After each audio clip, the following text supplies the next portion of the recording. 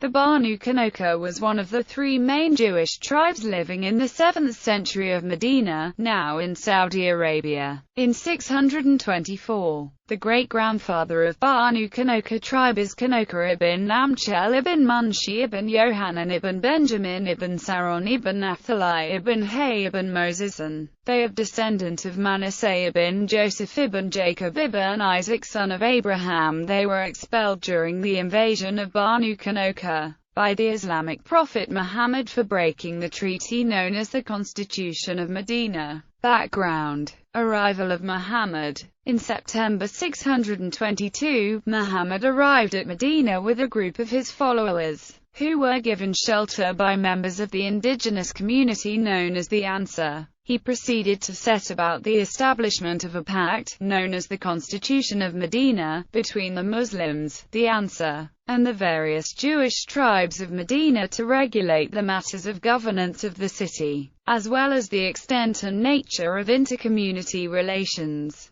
Conditions of the pact, according to traditional Muslim sources, included boycotting the Quraysh, abstinence from extending any support to them, assistance of one another if attacked by a third party, as well as defending Medina in case of a foreign attack. The nature of this document, as recorded by Ibn Ishaq and transmitted by Ibn Hisham, is the subject of dispute among modern historians, many of whom maintain that this treaty is possibly a collage of agreements, oral rather than written, of different dates, and that it is not clear when they were made or with whom. Muhammad's quick rise to power in Medina shook the pre-existing power relations that existed there, causing resentment among the Jewish and non-Jewish elites who were seeing their power on the wane. As a consequence, in order to protect their self-interest and maintain their privileges, they may have come in contact with the enemy Quraysh to restrict Muslims from gaining even more power. As such, this suspicion may have given an impetus to the expulsion of this elite merchant Jewish tribe. Expulsion. In March 624, Muslims led by Muhammad defeated the Meccans of the Banu Quraysh tribe in the Battle of Badr. Ibn Ishaq writes that a dispute broke out between the Muslims and the Banu Qaynuqa soon afterwards.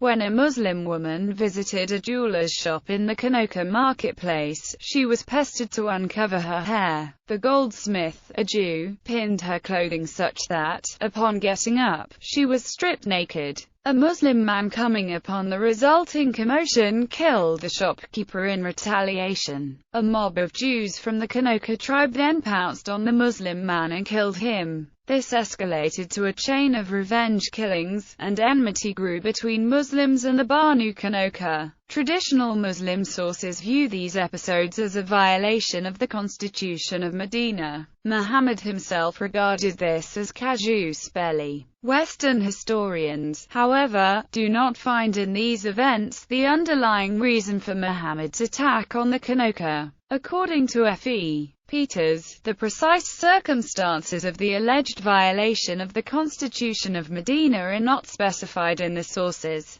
According to Fred Donner, available sources do not elucidate the reasons for the expulsion of the Qaynuqa. Donner argues that Muhammad turned against the Qaynuqa because as artisans and traders, the latter were in close contact with Meccan merchants. Weinzink views the episode cited by the Muslim historians, like the story of the Jewish goldsmith, as having no more than anecdotal value. He writes that the Jews had assumed a contentious attitude towards Muhammad, and as a group possessing substantial independent power, they posed a great danger. Weinzink thus concludes that Muhammad, strengthened by the victory at Badr, soon resolved to eliminate the Jewish opposition to himself. Norman Stillman also believes that Muhammad decided to move against the Jews of Medina after being strengthened in the wake of the Battle of Badr. Muhammad then approached the Banu Qaynuqa, gathering them in the marketplace and addressing them as follows, to which the tribe replied. Shibli Nomani and Safi al-Mubarakpuri view this response as a declaration of war. According to the Muslim tradition, the verses 310-13 of the Quran were revealed to Muhammad following the exchange. Muhammad then besieged the Banu Qaynuqa for 14 or 15 days, according to Ibn Hisham, after which the tribe surrendered unconditionally. It was certain, according to Watt, that there were some sort of negotiations. At the time of the siege, the Qaynuqa had a fighting force of 700 men, 400 of whom were armored. Watt concludes that Muhammad could not have besieged such a large force so successfully without Qaynuqa's allies' support. After the surrender of Banu Qaynuqa, Abdullah ibn Ubay, the chief of a section of the clan of Khazraj, pleaded for them. According to Ibn Ishaq. According to William Montgomery Watt, Abdullah ibn Ubay was attempting to stop the expulsion, and Muhammad's insistence was that the Qaynuqa must leave the city,